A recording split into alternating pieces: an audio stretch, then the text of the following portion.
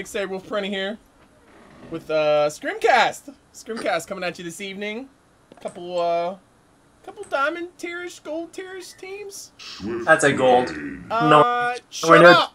I didn't even introduce you yet. You're not on to speak yet. If you guys couldn't tell, I'm here with the Ophelia Master himself, the master of the Bonanza strats, Bonanza, aka Chunks. Hello guys. What's up? I need to let the world know this is happening. Starting now, ScrimCast. Boom. Boom. Boom. Clan Scrim. Boom. Scrim high. Boom. Boom. Everybody. Parasite. Everybody. Alright, where are we at? What is this match? Where are we at? Status, game? Okay. So guys, there we went through the bands. We did that already. Looks like Entho's banned out Deadlift and Meraxis. And I hope she was 18 banned out Midas and Moria. And then we got some picks. Entho's with the Magmus Parasite. How the hell did he get Parasite second? What do you mean? Did he get Parasite second? Yeah, he did. Holy yeah, he shit. did. And then we have Swiftblade and Andro coming out. Can you explain to me, I was trying to figure this out with Chip the other day, why Andro is picked as highly as she is recently? I think it's just a flavor of the month. That's honestly really? what I think it is. Because, well, Andro, I would never run him as a hard support. Reason being is because Andro only has 400 range. I see her more of a hero you would run if you have another support in your draft. That's because support heroes who have more than 400 range are picked up more often because they're basically allowed to hang in the back. Oh yeah, and the box out potential is that much more. The box out as well. They can get so many more auto attacks off in the process of being a boxer before they get hit. So. But then the main reason why he's used is I think mainly his ult. That's because he can swap out a hero and then walk out safely because of his armor or whatnot when he swaps a hero. So do you think that the buff that he received to his ulti has made him first pick viable? Because really, other than that, nothing has changed with the character. First pick viable, no. But I do think that this warrants Andro as a hero to pick in comp. That's because in the past, whenever you had or whenever you play this hero, it's always like one of your allies, he's being picked tough. You swap and then you die, but then he lives. That's the thing too. It's like you ulti and then you both live now. Yeah, well, the other thing that I was going to say, the thing that I think about a lot, too, is, you know, there are very few, or at least played in that role, there are very few supports that are played as a hard support that are agility characters. And essentially what you have in the late game, if it does even get to the later game, you have a character that has relatively decent right-click, relatively decent attack speed, and relatively decent armor. And obviously Andro has the armor buff whenever she swaps, but they can be a threat later on in the game in regards to just maybe a little bit like survivability, damage output compared to, I don't know, something like a Glacius that's just going to absolutely melt in the later game no matter what point you're at in the game. So I don't know. I was curious because we talked about it like, I don't know, 3 or 4 streams in a row, and I couldn't put my thumb on it. I never thought in a million years that she was. I mean, we would either see her first ban or first picked. I mean, she didn't get first picked this time, did she? No. No, she got second pick. So it went Swiftblade, Andro. But I just thought it was really unique that we saw Andromeda, of all characters, starting to get picked up in either that 1 or 2 role. So. Well, I think he is a really strong hero because of his aura, his W style. Yeah, his aura, because that's huge base. That's huge base damage. That of an of an I can't even talk right now. Yeah. But just because out, of Martin! the spells Get it out! that he has the chance to reduce base damage, it's just huge in team fights because then it just makes your allies hit harder. Yeah. Well, it looks like we have pretty standard picks so far. I mean, I like that Drew's hovering over that. He was hovering over Prophet before, and now he's hovering over Riptide. That'd be cool as shit if we saw something like that picked up. I doubt we're gonna see it, but I need to turn my microphone up because I hate when it automatically adjusts. It's probably super loud now. And anytime I get loud, it automatically adjusts. So, but boom. All right, we're back. But yeah, I mean, pretty standard picks straight down the line. Magmus, Parasite, Warbeast, Doctor Repulsor. Obviously, with the Parasite, you're not going to see Warbeast Jungle. I guess the one oddball pick, well, not oddball, but a character we typically don't see a lot of is the Fade, which Drentz is currently hovering over. But I don't know. Is Drentz going to play that hero? He's I noticed playing hard support, so I don't know if he's playing either Fade or Andromeda. So with the Hellborn's draft, it looks like they're planning on having a tri-lane with Fade, Puppet, and where is it? And Behemoth? Wait, no. It's Andro, Fade, and Puppet, and that of a tri-lane. I think it's really strong, and I think that the Legion team doesn't really have anything to actually defend against this tri-lane. I'm gonna throw it out there right now. These are some boring drafts. I expect better from this tier of play. But maybe we'll see a run back and an oddball pick. But for the most part, guys, we have standard draft right down the board. The Hellborn team definitely has much better lockdown. I'm going to switch screens here just to preemptively jump into this. But yeah, the Hellborn definitely has better lockdown. Swiftblade is the only character without a viable stun. We have some characters that have more than one stun, but they do go with the strap pause. So I'm going to get my camera smoothing working.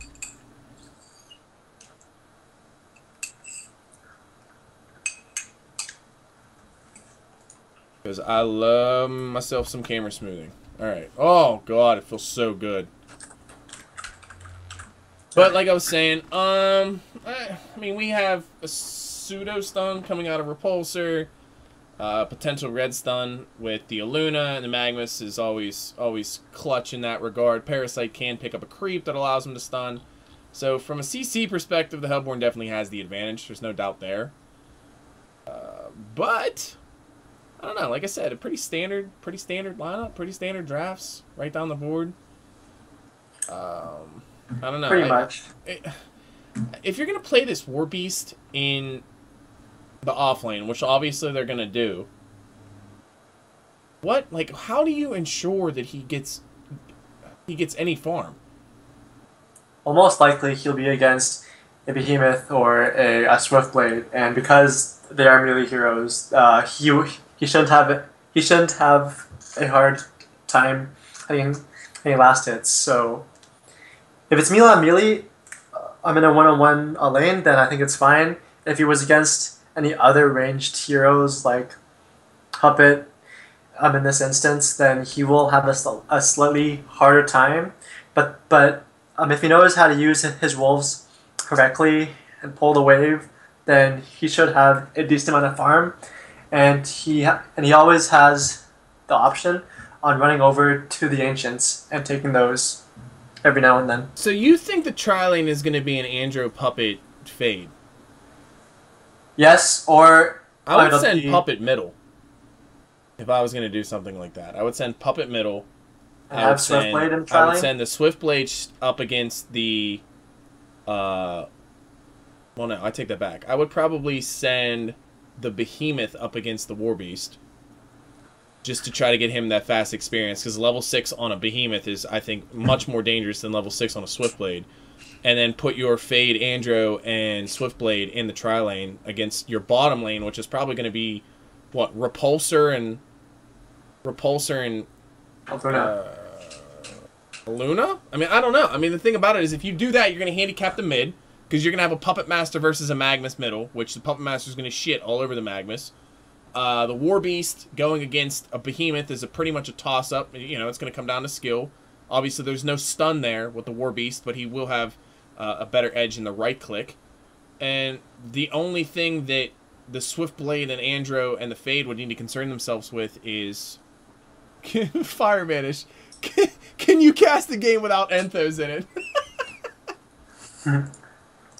Alright, well, that's a bit hard, though, because he's one of the only U.S. teams who play at this time. I know, well, I need to check my mic again, because Dave is telling me that my mic is low. Let's see. It did, yeah, I just realized that I don't understand why the fuck it keeps dropping. Alright, oh, okay, there we go. I'm going to end up switching over to another mic, is what I'm going to end up doing.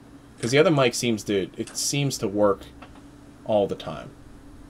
So, I don't know if I can change that on the fly. Maybe I can. Let's see. I'm going to change my mic up, and if in a minute you guys don't hear anything, let me know. Alright, because I just switched my mic up. And it's still showing, and I imagine it's a lot louder. It's still showing right now on XSplit, but, you know, things could change. The secondary pause came out. But like I said, the lineups that I said for the Hellborn team, in my eyes, would be a hell of a lot better than sending the Puppet Master in a tri-lane. So, I don't know. I just think the kill potential would be there. You get the experience on the Behemoth, which is, you know, priority one. He's not splitting the farm. I don't know. I just like, especially on a character like Behemoth, I like early level, I like early farm. It looks like they are going to try to rotate whole team down into the Legion jungle. Maybe we'll see an early exchange. But Keizu is scouting with Wolves right now, and we should be good to go. I'm just looking at these items right now, and Doctor has boots first and a health potion. So I don't know why he went those items. Well, I can guess. Because if he is going to be in a lane versus, say, an Andro or a Fade or a Swiftblade, the one thing you don't want to get caught in with the base movement speed of, what is he, 305? What's Swiftblade? 305, same movement speed. So if he gets caught in a spin, he's dead. There's nothing he can do to get out. This is why I would rather want to have... I would rather want to have Behemoth in this tri-lane, because even if a DR has boots, then it wouldn't make a huge issue. With the boots wouldn't be a problem at all. What, against the Behemoth? Yeah. I beg to differ though, because you're gonna have the Aluna bottom. Why would you want to put a Behemoth against a potential tri-lane in a Parasite, you know, rotating out of the jungle with a Repulsor and the Aluna? You go from a hero, you know, potentially coming out of a lane even to getting absolutely nothing. And the Swiftblade, he's not going to be afraid of this Repulsor, especially not if he has the backup that he has. I mean, if you're looking at stun supports, I'd rather have an Andro followed up with a Fade with a spin on top of it while I'm magic immune, compared to just a single stun coming out from an Aluna. What the hell is she going to do? She can't do anything. Nick, change your... Oh, okay, so Dave said change my mic back. Imagine, I guess it's too loud. Hold up, I'll switch it back. I don't have my, I'll switch it back. Set as default. Device. Properties, levels. Turn it up a little bit. Up, up, up, up, up, up, up. Up, up, up. Well, that is really weird. Like, if I say up in the microphone levels thing, it actually takes my mic level up. That is so weird. Here's the smart mics, guys. Get yourself one. I don't know. I just think that's the lanes, the way that I think they're going to pan out, you know, like what I suggested earlier on, is what we're going to see. Parasite is going to... It looks like he's going to go that aggressive jungle, which makes me fear for this Repulsor and this Aluna even more, especially if they get in a situation where they get the lane back. And if they get the lane back by either, you know, blocking the camp or there's like a screw up on a miss attack, or they force the early wave into the defensive tower, Swiftblade is going to have complete control of this bottom lane, which is then going to allow this Fade and this Andromeda to do whatever they want in regards to rotations or what have you. So I agree. Just in the early game, the Legion team, they can't really take any fights in the early phase at all. So I think as long as they at least break even in the mid game, then I think they're in a good spot. Now the one thing it looks like, okay, this is interesting. It looks like they're going to send a Puppet Master top and the Behemoth mid. I still agree with this. I think it would have been, I mean, experience-wise, it's going to be a straight trade, but I think that, you know, this Behemoth is going to have an okay time regardless of what melee he's going against, whether it be the Warbeast or the Magmus. And now you put your Puppet Master in a position where he's a little bit safer, I guess, and he doesn't necessarily have to worry about rotations from both sides, whether it be the Aluna and the Parasite. And he's gonna have more freeform. But it does look like the Warbeast was successful in pulling the lane really far back. But I guess we got to keep our eyes on this bottom lane here. This is bottom in general. Another reason I will bring up is that the reason why I don't like these three heroes in the same lane, the Swiftblade, Fade, and Andro, is because they don't have any range. And DR and Aluna can easily box out Swiftblade and all three heroes without taking much damage. So recording devices. Hold on, David's telling me I need to up my mic even more. Levels. Dave, it keeps auto adjusting, dude. Like I don't know what to do. I can't set it. So whatever it's at, it's at. I think I'll lower mine then. I'll see what happens. Oh my goodness, I just lost my entire, like, there we go. I'm back. Sorry about that, guys. I didn't miss anything, as far as I can tell. But that ward that Enthos put up on the, like, in the center of, you know, between the medium camp and the easy camp, that was huge, because it looked, I mean, I alt-tabbed out, but from what I could see, it looked like the Legion team with that ward was able to spot out an early rotation coming from the Fade and the Andro. You know, and if Behemoth gets off a line stun and they can combo these stuns together, it looks like we're going to have a combo. So we have the Comet come out, line stun. Just look how much damage. Like, this Repulsor is not going to be able to do anything. This Swiftblade is just going to be free. Absolutely free. So I guess I mean, the trade-off is you're going to have an Andro with very little experience, a Fade with very little experience, but you're also going to see a Repulsor with no GPM and a Luna with no experience. And no GPM at all. So we have another pause coming out. And the thing about it is, as far as I can tell, there's nothing that the Legion team can do to... What are they remaking? They're going to remake? They have lag issues. Oh my god. Alright, guys, well... Let's see. They're having lag issues. The orange player, the Magmus, Crazer, he had over 280 ping. And he couldn't really play, and as well, I think it was the Swiftblade and the Puppet. They had huge lag as well, so it was unplayable basically. Don't they play on US East? They do, yeah, but I think the US East servers haven't been too good recently. That's fine for me. I've been hearing that in the past, so it isn't all of them, but it is a few of them which have this problem. Oh, it looks like they're gonna remake. Solve that for not. I imagine they'll do an all pick. I don't know. Maybe. I doubt they're gonna completely redraft. You think they're gonna redraft?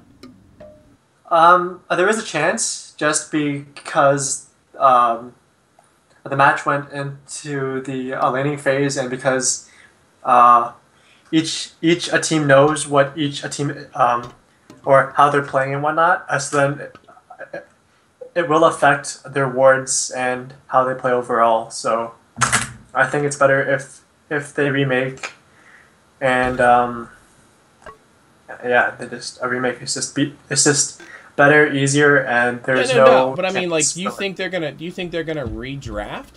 Yep. Why?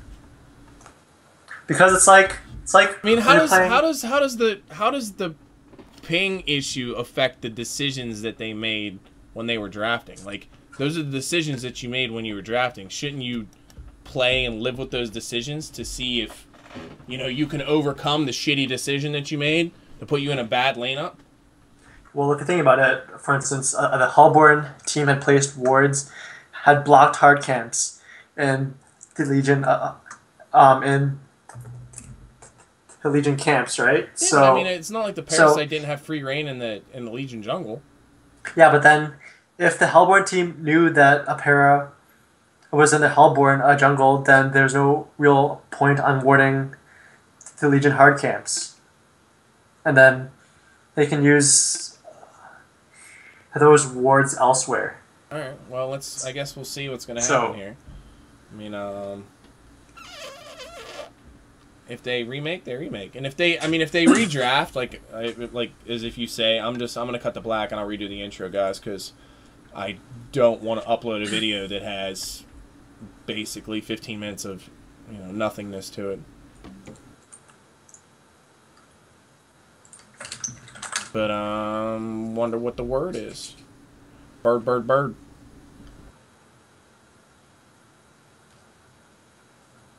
Are these like legitimate people? Like Love Upright and Rebecca? Love Upright. I think he's ringing. Rebecca's ringing as well. Oh, okay. So Rebecca, I don't know who it is. It is a ringer. But on the Hellborn team, I know that Smacktrix and Drents are ringers too. So it's like half of one team with ringers plus half another team with ringers. Cookies.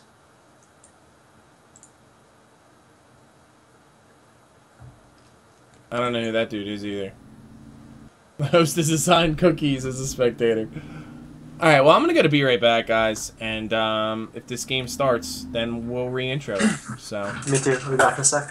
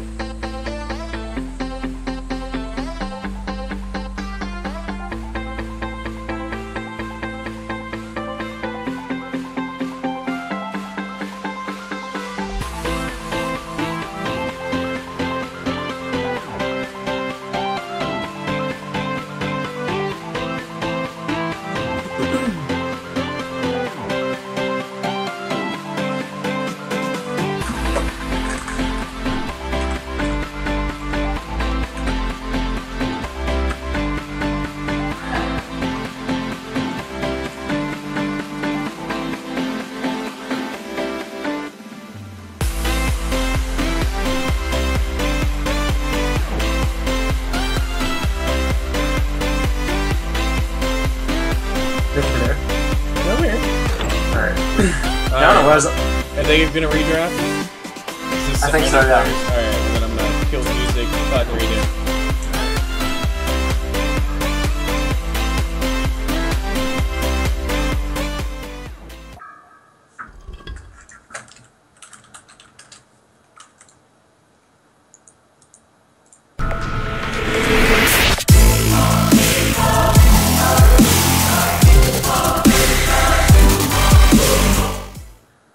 Alright guys, we're back. Looks like they're gonna go right back through and redraft completely. Swiftblade. Maybe? Is that what they're doing? No, they're going to repick or whatever they had picked last game. Alright, so they're gonna still live with the shitty decisions. That's still pretty cool. I don't know, I guess we can leave that intro, re-intro, whatever, it doesn't make a difference to me now. I'm not a huge fan of it, but just I think everyone right now is like they really want to play. So I think not they're just and like, the yeah, thing whatever. about, nobody move like the on. drafting process itself can be 20 minutes, you know. Yeah. So, pick it. They're like, oh, what was the last one? Warbeast. Warbeast, click it. Warbeast. And then we have that big old Puppet Master. Puppet Master.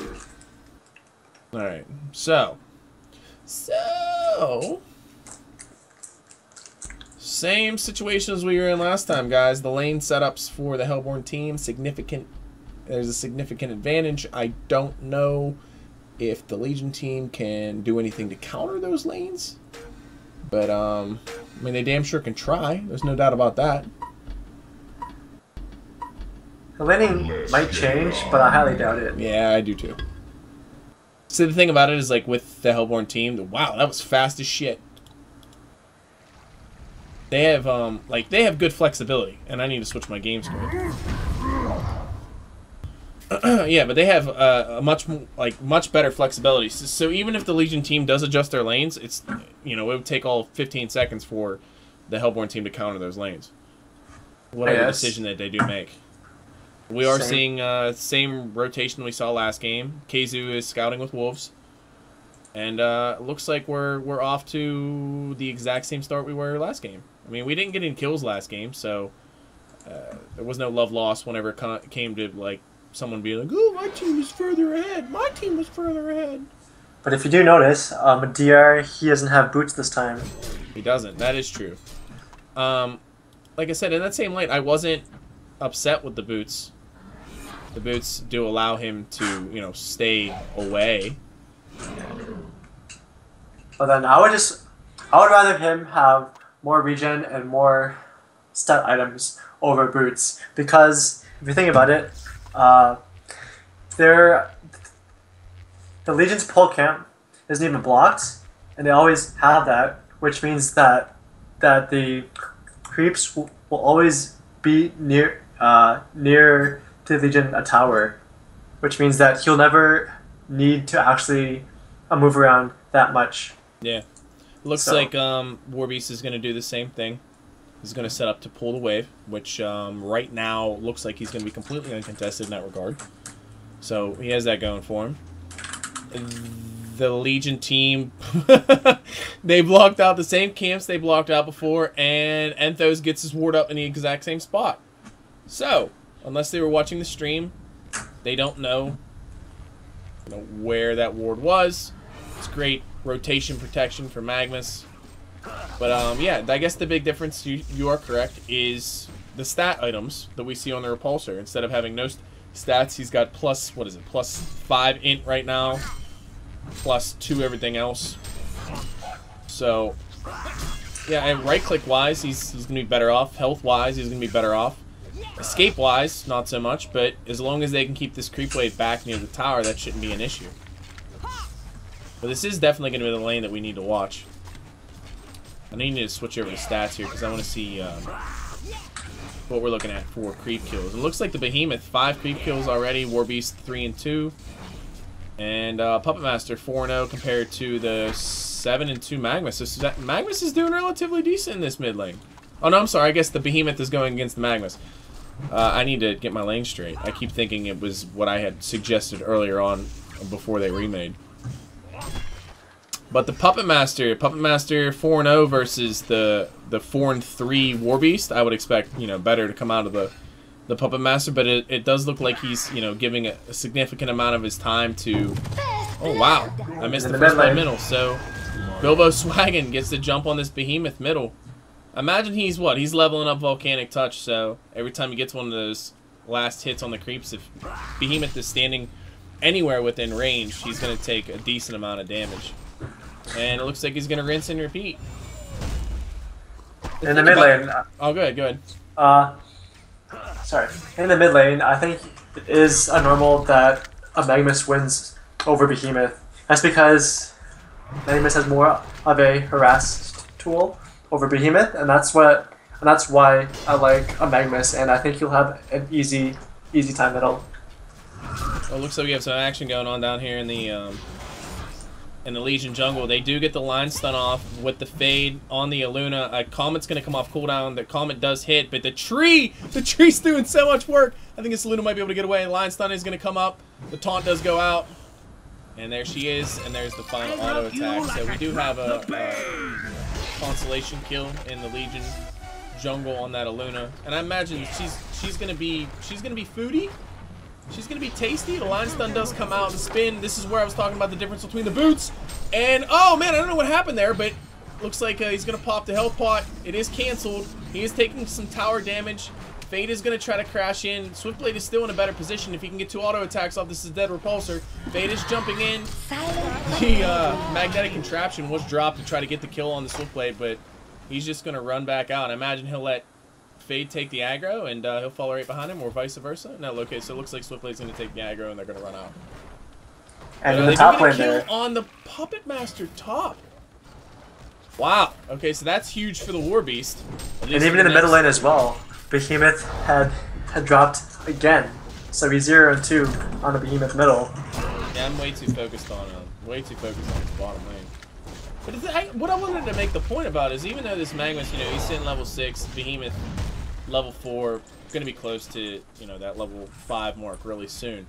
But just with the way that his stuns work, if there is even the slightest bit of rotation, which we do see some rotation coming out from the Andromeda and the Fade right now, and Magmus is very much aware of it, and looks like he's going to close over toward the Andromeda.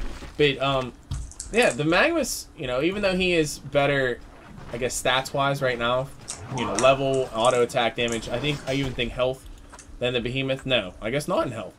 But, you know, he can fall just as quickly, and we do have some... on the bottom lane right here. Yeah, this repulsor is going to go down again. He does have his red boots, and the stun does come out from the Aluna. It doesn't look like they're going to be able to chase him down. So right now we can see the level discrepancy with the work that Magmus did middle. It looks like they're trying to collapse on this Puppet Master again in the top lane. And I don't know if a couple more auto attacks come out, maybe another leech. Oh, okay. So he's just going to fall back. Surprised Parasite didn't... Is leech off cooldown? Yeah, it is. I'm surprised he didn't throw another one out just to cancel that health pot. We do have a decent experience lead, I guess, for 5 minutes in. 2K experience lead for the Behemoth. I thought the way that the lanes would work out, that the experience lead would definitely be in favor of the Hellborn team, you know, on an even playing field. But so far it's looking relatively decent for the Legion team. And this Swiftblade, what are we, 23 creep kills, 5 denies compared to the Repulsor 11-1. I guess he is doing a lot better, so they can claim that lane, but we do have some action in the mid lane here.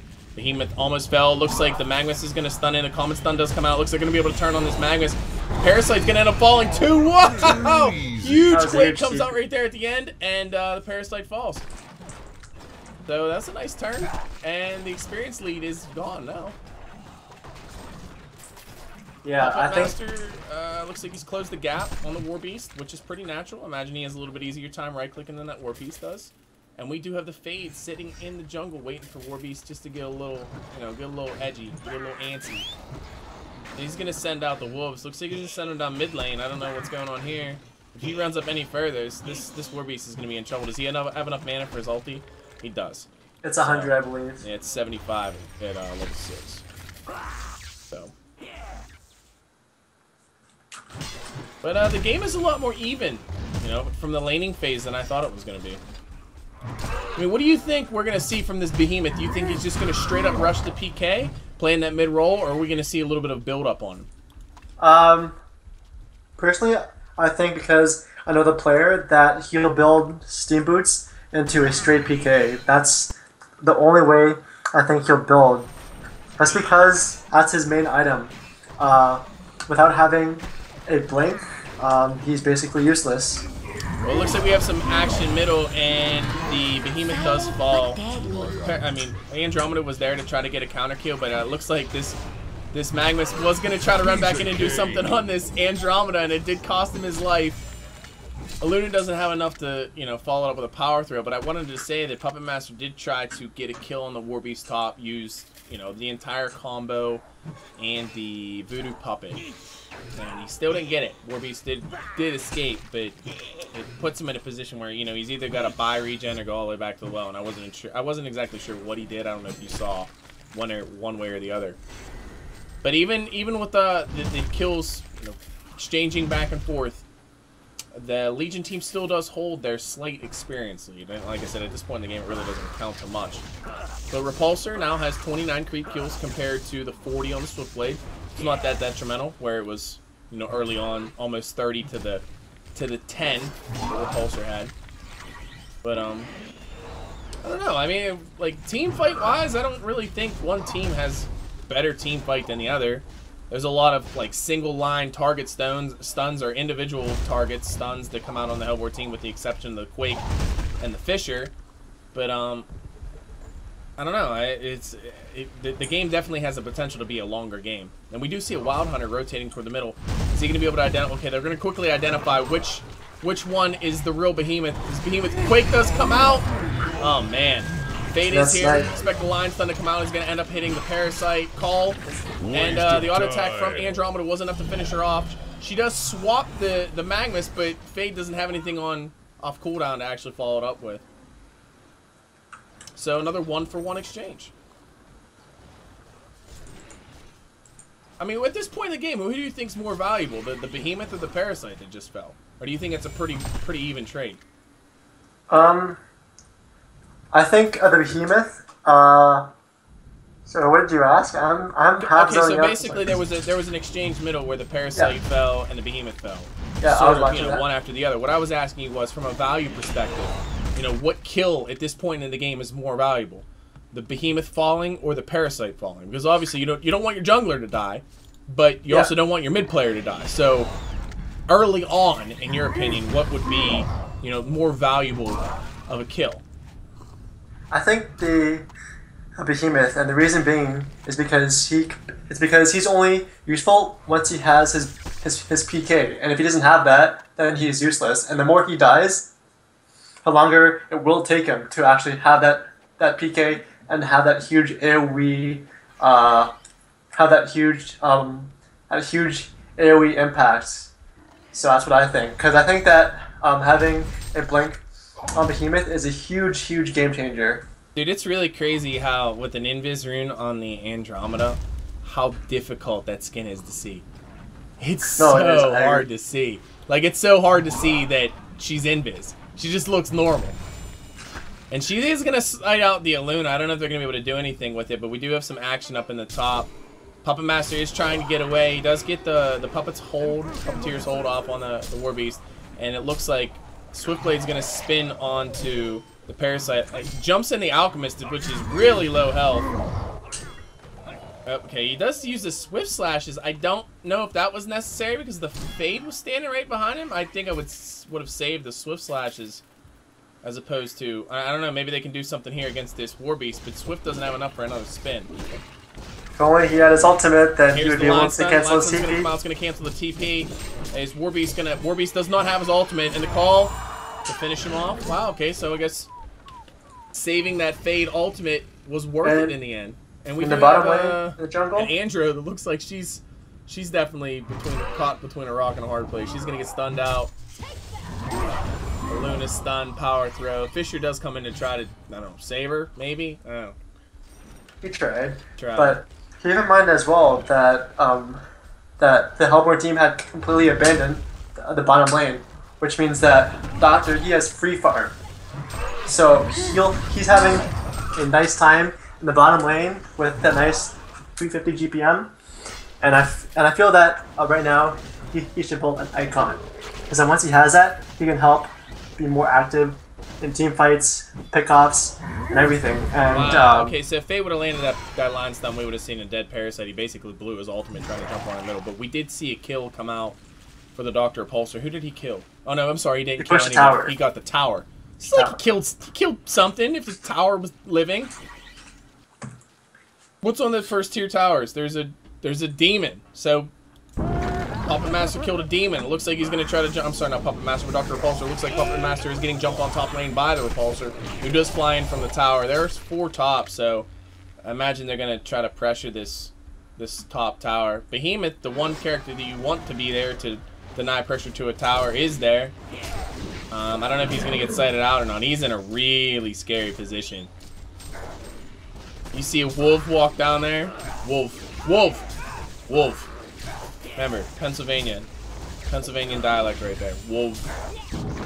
But we have the Fade incoming with the ultimate. If she can open up on the Repulsor, this is probably a dead Repulsor. Fisher does come out. Fade's still in ulti form. She's trying to get the auto attack off. Line stun does come out. Comet does come out. Swift slashes are used again. Sort of odd. Don't know if they needed them for that. But Aluna's in a bad spot. She does have her run quickly ability, but he's not going to be able to get away. So 4 people top. Ultimately ended up in a single kill for... Who the hell did the Legion team kill? They've got 9 kills. They killed somebody. Did I miss a kill? Okay, they killed Drents. That was a while back, though. Yeah, that was the initial, because they were tied at 8-8. I'm sorry, I'm watching the hero kills, not watching the game, apparently. Puppet Master does get a kill on the tower, locks down the Warbeast to deny him the ability. In the middle lane, it looks like Magmus has his blink dagger. Middle. Magmus is still channeling. Behemoth does get the Quake off. He's not going to be able to get away, and this Andromeda's in a really bad spot. The Fade line stun does come out, and they're going to be able to jump on this Fade. So, what ended up being 3 falling in the top lane in favor of the Hellborn team, 3 fell in the middle lane in favor of the Legion team, and we do have Swiftblade getting a kill on the... Who the hell did he just kill? Did Swiftblade just get a kill, or did I make that up? You made it up. I made it up. I made it up, guys! I'm making up kills! I'm making up, you know, tower kills and denies, and I'm the best fucking caster in Han right now. But, for the most part, we are back to the 2,000 experience lead that we were at minute 4? So, Behemoth, looks like he jumped in to try to, well, I don't know, jumped in, but he tried to pour it in to deny the tower, which it didn't work out. But I don't know if I like this Swiftblade transitioning to the jungle. I think there are better places for him to find farm, or, you know, go with the support somewhere and try to maybe get a pick and then farm the lane from there. You know, that bottom lane letting the Repulsor free farm, I'd rather see the Swiftblade in that lane right now with his 2 babysitters. But it looks like Fade she's going back into the jungle to see if she's going to sight anything. They don't have any rev wards to let anybody on the Legion team know that she's there. This is an illusion, so Fade is going to hate herself for opening up on illusion. And she's going to walk right next to a Wild Hunter. She does drop a rev ward, so she saw the Wild Hunter. The Parasite is going to jump in, but she does have backup coming. The swap does come out from the Andromeda. The Comet does come out. The line stun hits, followed up by the Fisher. If we can get another auto attack from the... Oh my god, why did she click backwards? Oh, okay, so she disjoined her own attack, which would have got a kill on the Repulsor. Magmus does stun in. Gets a big stun on a couple of them. Andrew's in a really bad spot. She's going to end up falling. What happened there? Why didn't she canceled the auto attack? I have no idea. I think he just misplayed there, and I think he's banging his head on his desk for that. My buddy, it's this quirky Romano casting. Oh man, it's Bucky Larson, man. It's Bucky Larson. So, the Experience League Gold lead has grown a little bit for the Hellborn team. I still like the Legion team's team comp. I still think they're relatively even whenever it comes to team fight. Overall late game, I think they're relatively even. You have relatively decent trade-offs whenever it comes to hero roles. The Behemoth and the Magmus are pretty equal. The Puppet Master and the Repulsor are relatively equal. The Swiftblade and the Warbeast are relatively equal. Like I said, it's a very even game in regards to picks. But right now, it's looking pretty for the Legion team. Repulsor does look... I'm sorry, not Repulsor, but Puppet Master looks like he's going to go for that first item Assassin Shroud. I don't know if I necessarily agree with that. But, well, at he is 0-4. Well, at this point, he can't really build a Whispering Helmet, because if he has it, he can't really farm. So it is better if you do have that have that Shroud and try and start team fights. And hopefully This is pretty interesting. Magmus goes the light brand. Do you think he's going to go Grimoire? Most likely, yeah, and it'll be only 4 damage, but I don't know about that. Personally, He's channeling. He's going to blink on top of the Puppet Master. The throw does coming from the Aluna, and goodbye, Puppet Master. Silent but deadly. I don't know, dude. I don't like the Assassin Shroud. I just don't. I don't know why. I just don't. I think there's too much silence. I think there's too much long duration lockdown. I think there's too much AoE. I mean, maybe not too much, but enough that an Assassin Shroud, unless you're going to sit in the back and use it, you know, you're not going to open up with a Puppet Master. You're not going to be... Puppet Master's not going to be the one in the front. He's not going to be the one that opens up. That's what the role of the Fade is, so I don't know why he would go Assassin Shroud. I would rather see something like maybe a Grave Locket. Is he going to be able to get the Line Stun off on this Repulsor?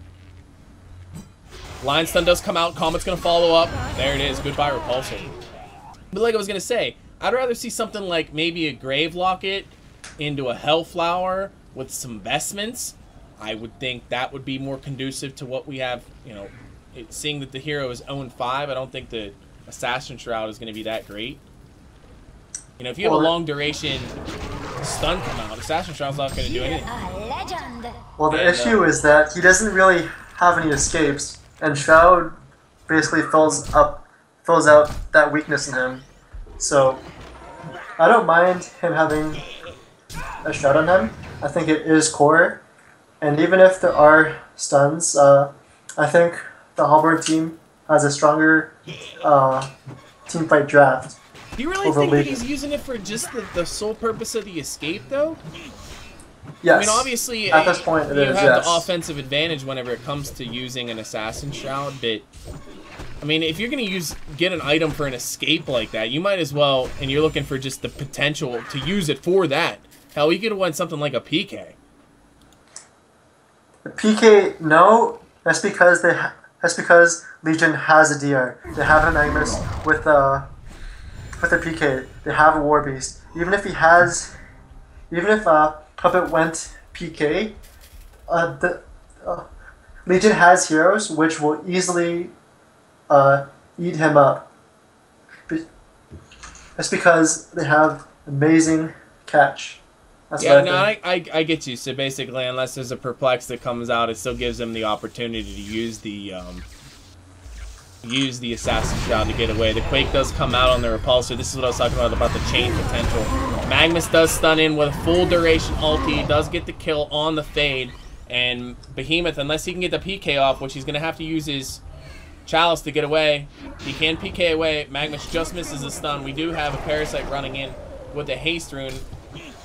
I don't know if he... Oh, okay, so when Puppet Master does come in with the Assassin Shroud, he is going to be able to get the kill on the Aluna because the Swift Slashes had some beautiful bounces right there. But, looks like you know, the Assassin Shroud worked out. Looks like Saberwolf has no idea what the fuck he's talking about. So, some dude's messaging me. Edis. What's up, yo?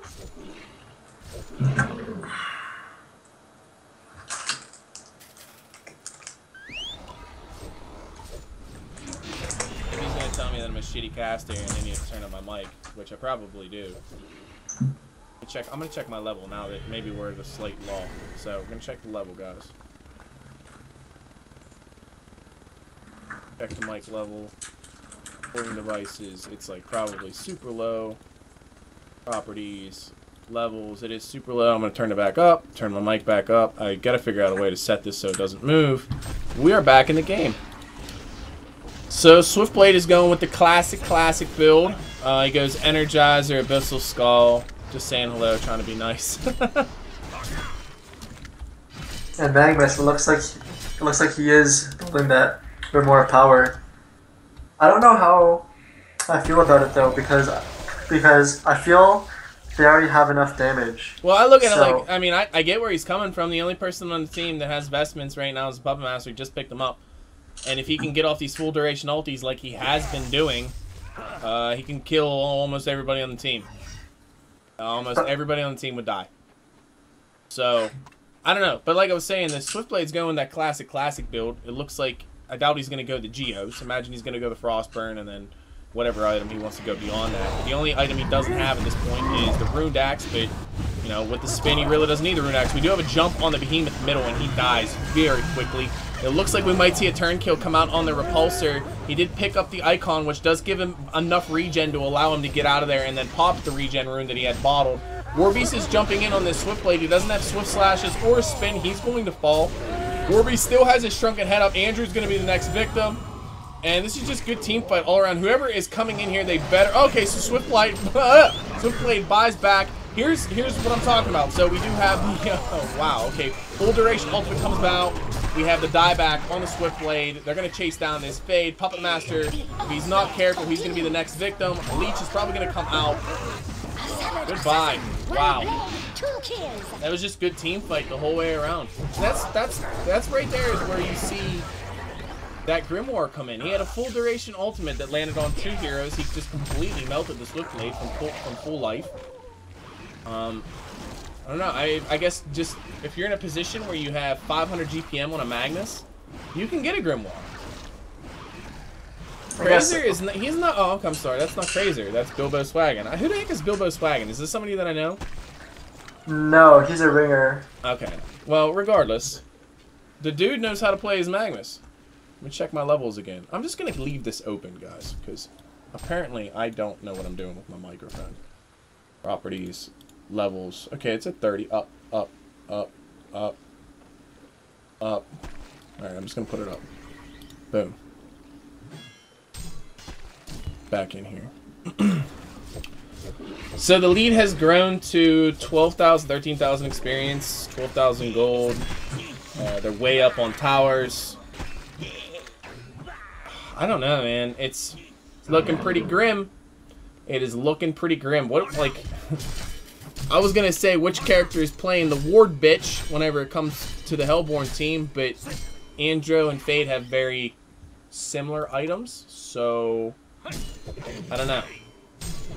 Do you think the Fade or they're gonna? Do you think they'll prioritize farm on the Fade or the Andro one over the other? Is there any particular item you would like to see come out on either one of these heroes before they concede, or attempt to engage the Legion team?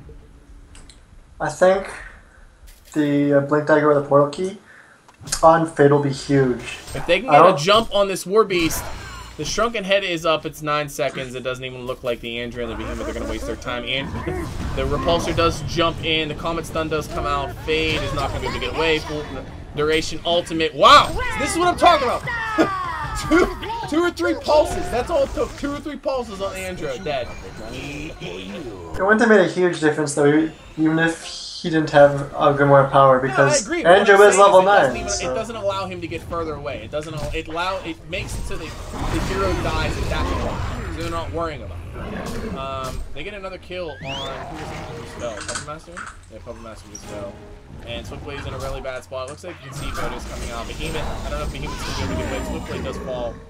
And Behemoth! Fisher does come out, and the Repulsor does fly in there. That was it was close for, I don't know, the first 15 or so minutes. I think the Hellborn team had good picks, but their lanes were a bit off. I felt that they had a stronger early game, but I just think Legion it was an execution outplayed thing, man. them. I like the lanes. I think the draft was on point. The lane setup definitely put them in a position for them to leave the laning phase ahead. I don't know if that was dependent upon them winning that game, but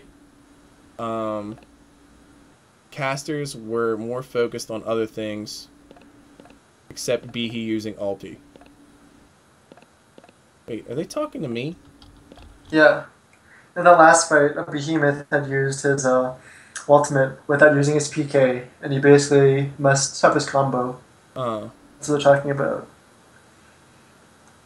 But I would rather have a Behemoth, Fade, Puppet, tri-lane bottom, because then they have amazing harass, amazing blocks, and amazing catch. That was a lane where the Legion would have lost if the Hellborn team had laned it better. And then you have the Fade middle and Swiftblade top. Well, I definitely don't think they lost the bottom lane. The Hellborn team, that was the one lane that they did win. The lanes they lost were the Warbeast versus the Puppet Master, and then Magmus versus the Behemoth. So, when you have a Warbeast that kills your Puppet Master, that's an execution thing.